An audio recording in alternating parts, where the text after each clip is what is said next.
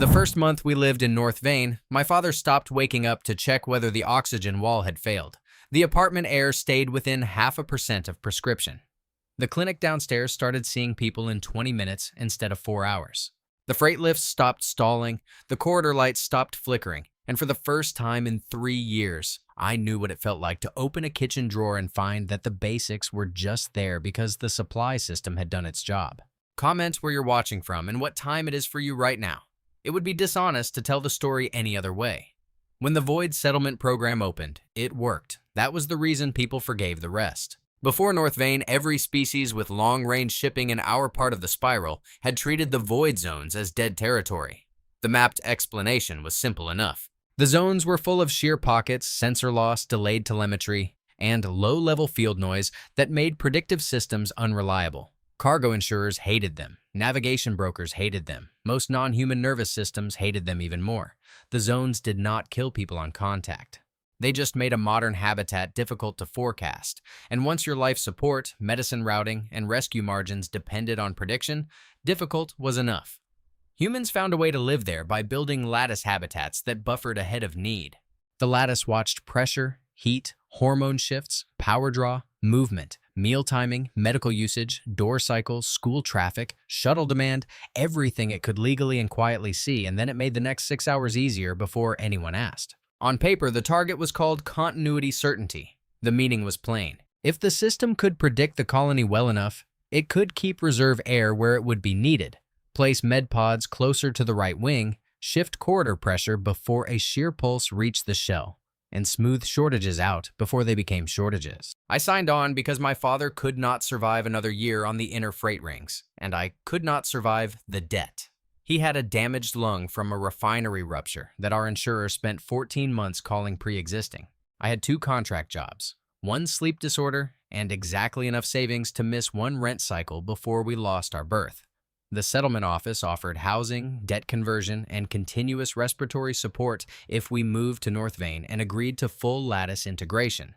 I read the conditions. I asked the obvious questions. I still accepted in under 10 minutes because I did not have a better plan. I did not just benefit from the rollout, I worked for it. My title was Continuity Intake Associate, which sounded larger than it felt. I reviewed household profiles, checked medical exceptions, approved routine waivers, and explained to new residents why the colony wanted their sleep windows, meal bans, transit habits, and emergency contacts synced before move-in. Most people accepted the explanation quickly because they could see the result within days. If the lattice knew how a household lived, it could make the habitat feel effortless. Doors recognized you. Food allotments arrived when your galley printer was about to empty. Elevators grouped traffic so parents with school-age kids stopped missing shift call.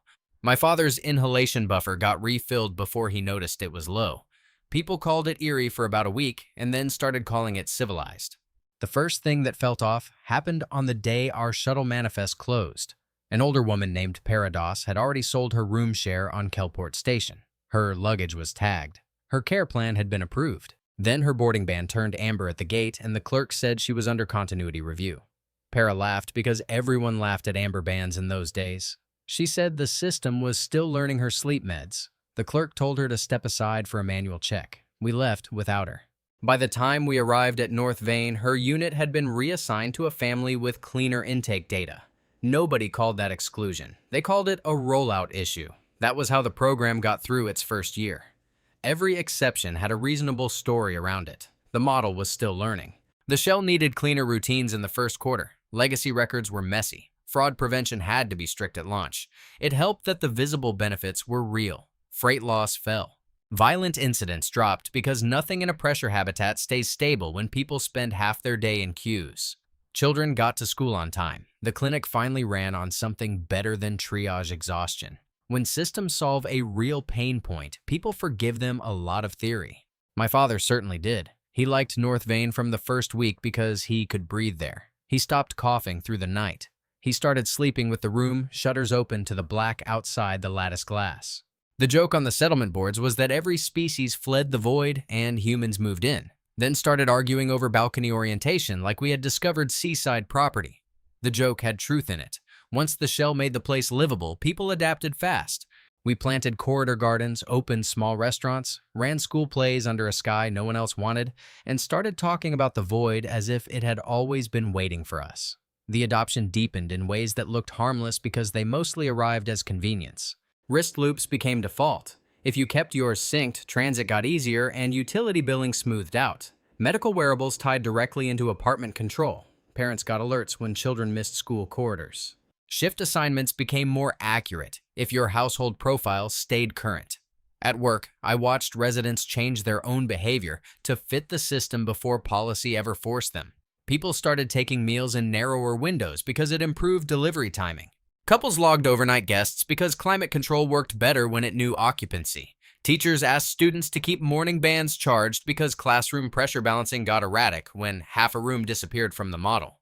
None of that felt like coercion while it was still improving daily life.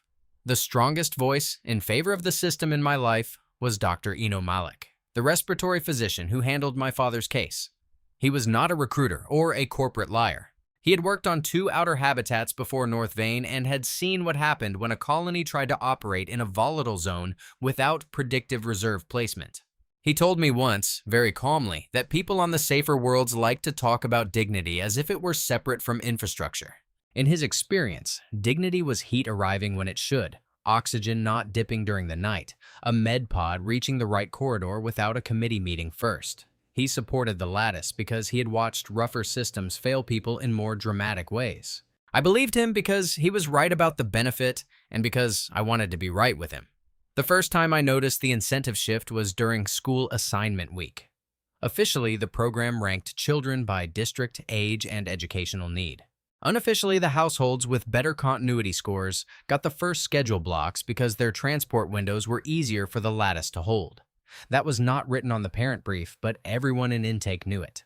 A stable household was one with fewer unscheduled medical events, cleaner movement patterns, consistent sleep intervals, and better response rates to system prompts. On paper, the score did not exist as a moral judgment. It was a planning confidence measure. In practice, it became a quiet way of deciding which families were easy to serve. Once people understood that, they started optimizing for the system rather than for the old goal. Parents stopped reporting minor overnight incidents because they did not want to look volatile before assignment review. Residents postponed difficult conversations until after monthly sync checks. Some people began eating when the lattice preferred, not when they were hungry, because it tightened their household variance. Employers noticed that workers with cleaner continuity profiles had fewer access delays and started using that as an unofficial hiring filter for better shifts. Care was still the language on every brochure. Efficiency had become the behavior under it.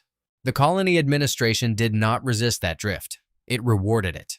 After the first year, North Vane introduced continuity credits, which were supposed to encourage residents to keep data current and emergency protocols clean. Credits reduced debt faster. Credits opened better apartment tiers. Credits bumped you up on transfer lists. The policy document said the credits recognized households that contributed to settlement resilience. Nobody used that phrase in conversation. People said your score got you things. By then, the Void program had a second selling point. Harder zones paid better. The zones were graded by environmental difficulty, mostly by sheer volatility and rescue margin.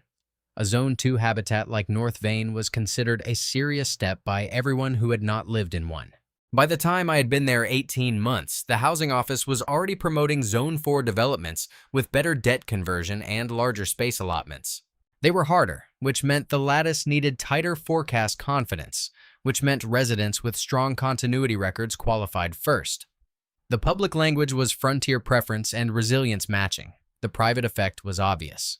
The system started selecting for the kind of human life it could predict cheaply. People still applied in floods. That was the part outsiders misunderstood when they told the story later as a simple human triumph. They pictured us as fearless. Most of us were practical. Harder zones meant better terms. If you had debt, a sick parent, a child you wanted in a stronger school ring, or 5 years of station rent behind you, harder could sound a lot like possible. Chill. My closest friend in North Vane was Tessa Baird from the second freight level, a widow with a son named Ren who had a seizure condition. The settlement brochure said the lattice could manage more safely than older habitats. At first, it did. His medication timing improved. His bedroom field dampers adapted faster than the inner ring clinics had. Tessa cried in my kitchen the first week because she had gone 3 nights without checking whether he was still breathing. Then the routine drift started to matter. Wren's episodes did not respect the schedule bands. Their household kept falling out of predictive alignment because emergency med requests came at odd hours. School transit was inconsistent, and Tessa picked up variable shifts in fabrication to make her debt targets. At intake, we were told not to interpret that as misconduct. We still logged it because the lattice could not forecast what it did not see. A transfer slot opened to a lower gravity medical ring in our second year. Tessa applied for it the minute the queue opened. I handled the review because that was how small the colony still was. Her file was medically sympathetic and statistically ugly. Wren's interventions were frequent. Their household response compliance was poor, mostly because she spent her days trying to keep one child alive while working 2 shifts. The slot was technically for residents whose projected care stability would improve settlement continuity in both the sending and receiving habitats. That sentence was buried on page 8 of the guideline update. I remember it because I read it 3 times before I clicked defer. I told myself the same things everyone else told themselves. The model was not punishing her. It was protecting limited margins. One unstable transfer could compromise 2 habitats. More slots would come next quarter. Dr. Malik said he would watch Wren personally. Tessa asked me in the corridor whether defer meant no. I said it meant not yet. That was the first choice I made that I can no longer clean up with language. When the Zone 5 pre-enrollment opened 2 months later, applications filled in 43 minutes. The banner in the transit hall said human settlement has no edge, and people took pictures under it on their way to work. I stood there during lunch and watched families line up for environments every non-human carrier line still classified as low desirability. Some of them were proud. Some were desperate. Most were both. We had built a system that made harshness look like opportunity and predictability look like character. At the time, I still thought that was a trade we understood. By the 3rd year, nobody in North Vane needed the program explained to them. You could see it in the way people moved. Hallways were busiest inside the same 3 15-minute windows because late movement made your household profile noisier. Parents rehearsed school mornings like flight checks. Older residents charged their loops before bed because an untracked night could knock them down a band for a week. Cafes offered continuity breakfast bundles with the calories timed to common shift starts. There were couples who scheduled arguments for maintenance hours because emotional spikes showed up on some wearables and could delay access reviews if they landed at the wrong point in the month. Nothing about that was written as law. It was just how people adapted once the system started opening and closing doors quietly enough. I adapted with them. That is part of what still bothers me. I was not standing outside it noticing corruption with clean hands. I was the kind of person who told newcomers that the lattice only needed consistency because void habitats left less room for improvisation. I said it in resident briefings, in intake calls, in the polished language the office wanted, and in the simpler language people trusted more. Stay synced and the colony can hold you. Keep your data clean and your life gets easier. Both statements were true in the narrow way that made the larger problem difficult to see. My father became one of the success stories we used without naming him. His oxygen never lapsed. His apartment learned the exact moisture range that kept him sleeping instead of coughing. When he had a mild infection, the med pod reached him before he finished logging the second symptom. He told anyone who would listen that the void had given him more ordinary days than the inner stations ever had. I let that matter too much in my thinking. It made every doubt feel ungrateful. Tessa stopped speaking to me for a while after Wren's transfer was deferred, not angrily. That would have been easier. She became polite in the specific way people do when they still need something from the same system that disappointed them. Dr. Malik did keep watching Wren. He adjusted meds, pushed home monitoring upgrades through faster than he probably should have been allowed to, and once told me I needed to understand that a continuity model could be cold without being malicious. He said that as a doctor who was trying to save one child inside a system built to distribute safety across thousands, he was not excusing it. He was naming the logic the rest of us were learning to live inside. The visible harm began as a series of small denials that no single office treated as decisive. Tessa lost priority access to a new bedroom field because their household variance was under review. Wren's school transport moved to standby because his morning readiness signal had become unreliable. An overnight med courier arrived 40 minutes late because the dispatch model had shifted their apartment out of high-certainty routing. Each decision had a reason attached to it. None of the reasons sounded like abandonment. Together, they changed the level of care around a child whose life already depended on timing. Tessa started gaming the system the way everyone eventually did. She logged sleep when Ren had barely managed an hour. She delayed incident reports until after peak review windows. She asked me once, not even as a friend anymore, which fields in the symptom form mattered most to the routing model. I told her the official answer. Then I told her which ones actually moved dispatch confidence. That should have been a line. By then, it was just another workaround in a colony full of them. North Vane called those workarounds resident literacy. The administration even built workshops around them. Families were taught how to improve continuity outcomes through better logging habits, cleaner response compliance, and routine discipline. The classes were always framed as empowerment. In practice, they taught people how to make their lives legible in the specific shapes the lattice rewarded. Some households managed it, some could not. The difference was later described as readiness. The moment I understood that the system's goal was no longer the one on the brochure happened in a budget room, not a crisis. I had been promoted by then to Expansion Readiness Liaison, mostly because I was good at translating human complaints into the language management preferred. Zone 7 was under review, then Zone 8. The ads had changed tone by then. They no longer sold the void as survival with benefits. They sold it as distinction, better credits, faster debt retirement, preferred school channels for children born in high-gradient habitats. Humans were not just colonizing harder zones anymore. We were asking for them because the harder ones had become the most valuable places to prove you belonged. At the review meeting, the presentation slide did not mention welfare first. It led with underwriting confidence, not patient outcomes, not resident stability in the everyday sense. Underwriting confidence. The expansion bonds for the harder habitats priced better when projected continuity certainty stayed above a target band. The target moved with zone difficulty. Higher gradient settlements demanded cleaner behavior, tighter routines, lower response variance, faster compliance to prompts, and fewer unscheduled interventions. One manager said in a tone so casual I still remember it exactly, that households with chronic unpredictability should be redirected early because they distorted margin quality and frightened investors.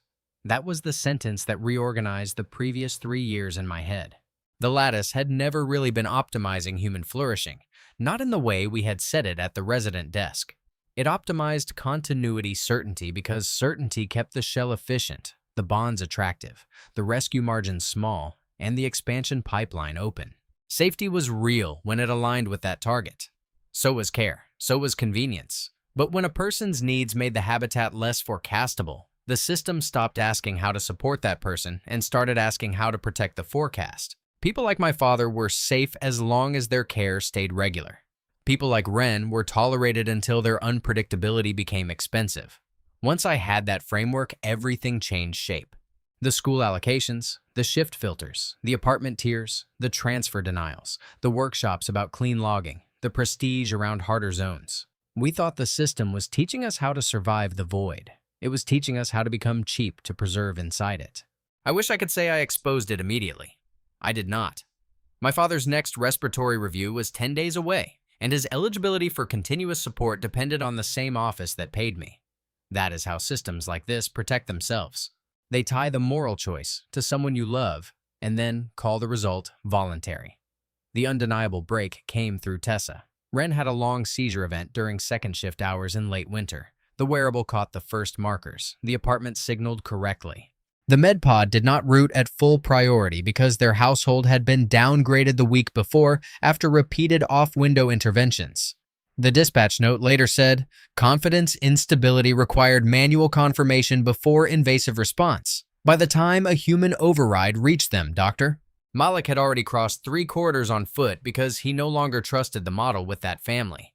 Ren did not die immediately, which almost made it easier for the administration. He lived another 11 days with damage everyone understood and nobody named as system caused in writing. Tessa sat by his bed and stopped looking at the screens.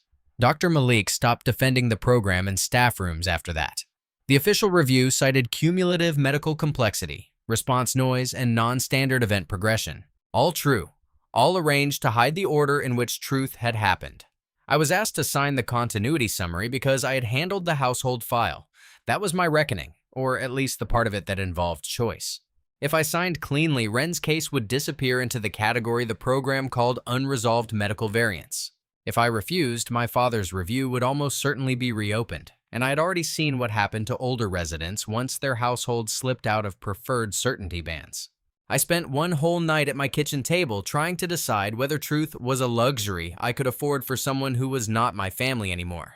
The choice I made was smaller than justice and larger than silence. I copied the bond review deck, the policy revisions, the dispatch thresholds, and every denial note attached to high-variance households I could access before dawn. Then I altered my father's review record just enough to protect his support band for one cycle and refused to sign Wren's summary as written. I sent the documents to 3 places at once: Dr. Malik, the Dockworkers Mutual Office, and an independent legal archive on the inner ring that specialized in unreviewable industrial deaths. I used my own credentials. I did not have the energy for elegant martyrdom. I lost the job by the end of the week. My housing appeal took longer. My father kept coverage for another 3 months because the falsified review held until the audit wave caught up. Tessa never thanked me, which was correct. She buried a son and then spent the next year arguing with people who called his case complex instead of predictable in its cruelty. The program did not end. That is the part people always want changed in the story, and it is the part that never changes. There was an inquiry. There were memos. There was a public revision package with kinder language. Continuity credits became settlement readiness. Household variance became service complexity. High-gradient behavioral matching became resilience alignment. The bond language disappeared from the public-facing side, but not from the internal planning sheets, which leaked often enough that everyone learned not to say the quiet part where cameras could hear it. Some transfer thresholds were widened. A few families won appeals. Dr. Malik testified in a review session and was moved off expansion medicine within the quarter. The deeper logic survived because too many people still needed the benefit. Power stayed stable. Clinic time stayed short. Debt conversion still worked best in the harder zones. The lattice still made void life possible in ways older systems never had. Even the people who knew what it was doing had reasons to keep using it. That is how adoption stories become permanent. The harm does not have to defeat the convenience. It only has to settle underneath it. Humans kept taking the harder zones. By the time Zone 9 opened, the waiting list stretched past 2 years. Parents said the schools were better. Brokers said the debt terms were unmatched. Recruitment ads used careful language about frontier discipline and stronger community outcomes. Nobody needed to say openly that the hardest habitats produced the cleanest residents, or at least the residents who could imitate cleanliness long enough to be rewarded for it. My father died in an easier zone 2 years later, not from a dramatic systems failure, but from the ordinary end of a body that had already been living on borrowed engineering. He stayed long enough to see the inner worlds adopt parts of the same logic they had once treated as frontier necessity. City hospitals started issuing readiness windows for home treatment. Transit housing began using continuity-style behavior bands to assign maintenance priority. Schools on the ring asked families to keep routine profiles current so support services could be delivered more efficiently. The void had been the excuse. The optimization target was portable. I still see it now in smaller forms. Apartment listings that advertise low-friction households only. Clinic apps that tell people to preserve response reliability before review month. Care plans that ask whether an unscheduled incident was truly necessary to report. The wording is always polished. The effect is always the same. The easier you are to predict, the easier you are to keep. North Vane still exists. So do the harder zones we once treated like proof of human courage. The official tours talk about adaptation, resilience, and what our species achieved where others would not settle. There is truth in that. Humans really did learn how to live in places everyone else abandoned. We also learned how quickly a system built to keep us alive could start ranking us by how little uncertainty we brought into the room. The last time I visited the settlement registry, the intake screen had been updated again. The old continuity questions were gone. In their place was a softer heading, Household Stability Preference Profile. New residents tapped through it while a friendly side panel explained that better data meant safer support, smoother service, and a stronger community for everyone. No one at the desk used the old words anymore. They did not need to. Everyone knew that harder zones still cleared debt faster. Everyone knew certain families got approved sooner than others. Everyone knew to charge their bands, answer prompts, keep routines, and make their lives look easier to hold than they really were. The future arrived as convenience, and by the time people understood what it had chosen to value,